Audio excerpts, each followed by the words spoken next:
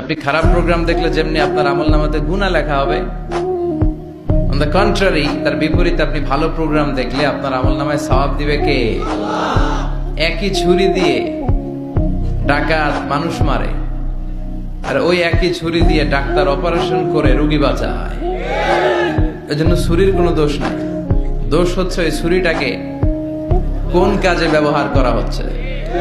টেলিভিশনের কোনো দোষ নাই, টেলিভিশনে আমরা লাইভ প্রোগ্রাম দেখি না? কাবা ঘরে কখন কোন সালাত হচ্ছে, যারা তাইফিন তাওয়াফকারী তারা কিভাবে তাওয়াফ করছে, মসজিদে নববীতে ঠিক এই মুহূর্তে কি পরিবেশ, কিরকম মানুষের সমাগম, তার সবগুলো দেখার সুযোগ আছে না নাই? ওখান থেকে যদি আপনি তেলাওয়াত শোনেন, আপনার উপর রহমত নাজিল করবে কে?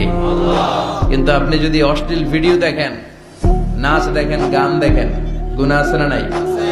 তার মানে টিভি দেখাতে কোনো দোষ নাই, দোষ হচ্ছে আপনি কি দেখছেন সেই প্রশ্নে চিল্লায় বলেন ঠিক কিনা?